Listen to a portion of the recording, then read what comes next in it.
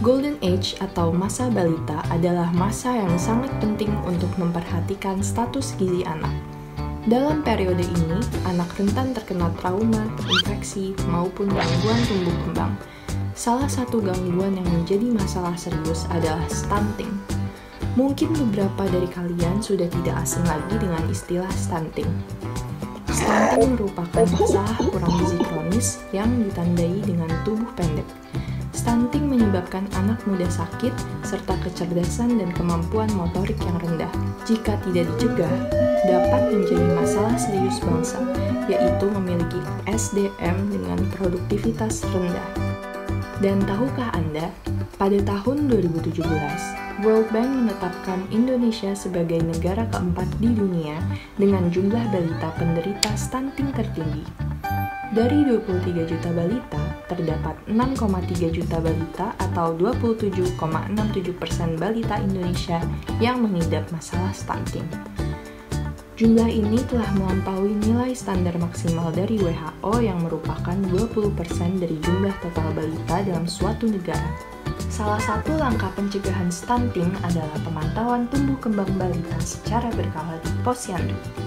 Pada tahun 2019, tercatat jumlah posyandu di Indonesia sebanyak 296.777 posyandu dengan 63,6%-nya merupakan posyandu aktif. Status gizi balita dapat diketahui dengan melakukan pemantauan tumbuh kembang balita yang dilakukan dengan mengukur 4 parameter antropometri yaitu berat badan, tinggi badan, lingkar lengan, dan lingkar kepala. Posyandu menjadi tempat deteksi dini dan pelayanan pertama terhadap pencegahan masalah gizi dan kesehatan balita. Kegiatan di posyandu terdiri dari 5 tahap yaitu registrasi, pengukuran, pencatatan, penyuluhan, dan pelayanan kesehatan.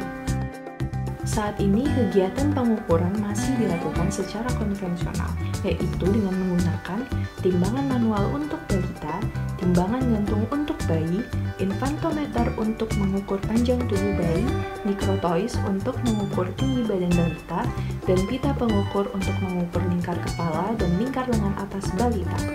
Kegiatan pencatatan data status gizi balita juga dilakukan secara manual oleh tim medis posyandu dengan menuliskan data pada KMS atau Kartu Menuju Sehat.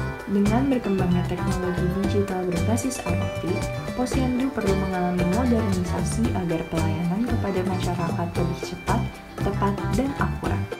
Maka dari itu, kami mengembangkan teknologi e-balita yang terdiri dari digital antropometri untuk mengukur berat badan, tinggi badan, lingkar lengan, dan lingkar kepala yang terkoneksi dengan sistem aplikasi pemantauan tumbuh kembang balita.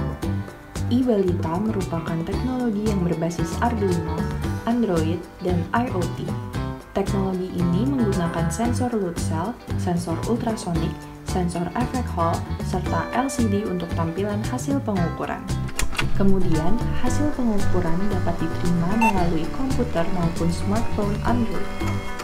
Grafik hasil pengukuran serta keadaan status gizi anak akan dapat dilihat di aplikasi e-balita. Aplikasi e-balita dibuat untuk tim medis posyandu dan orang tua balita. Dalam aplikasi ini terdapat menu profil anak, profil orang tua, pengukuran, jadwal imunisasi, laporan, dan beberapa fitur penunjang lainnya. Beberapa manfaat langsung bagi orang tua dan tim medis posyandu adalah layanan akan lebih cepat, data pengukuran lebih akurat, data tersimpan lebih aman, status gizi anak dapat dimonitor secara berkala, mendukung Go Green dengan mengurangi penggunaan kertas. Selain sebagai monitoring tumbuh kembang anak, hasil pengukuran serta profil balita akan dikirim ke pusat data e-balita dan menjadi data mart yang dapat digunakan untuk mengetahui sebaran status gizi dan profil balita per wilayah, mulai dari kelurahan, kecamatan, kota, dan provinsi. Selanjutnya, data tersebut akan dikirim ke Pusat Data Nasional di Badan Statistika Nasional. Sebaran status gizi balita secara nasional ini dapat dimanfaatkan oleh pemerintah daerah maupun pusat. sehingga kegiatan peningkatan gizi balita seperti gerakan masyarakat hidup sehat, gerakan sadar imunisasi, gerakan gemar makan ikan dapat meningkatkan gizi balita serta tepat sasaran. Selain pemerintah, pihak swasta juga dapat memanfaatkan data sebaran status gizi balita ini ketika hendak melakukan kegiatan CSR terkait kesehatan anak. Penelitian yang akan kami kembangkan ini merujuk pada penelitian sebelumnya oleh M. Afdali dan kawan-kawan pada tahun 2017 dengan persentase keberhasilan rata-rata lebih dari 95%. Penelitian lainnya dilakukan oleh Umiati dan kawan-kawan pada tahun 2019 dengan akurasi pada penelitian ini mencapai 98%.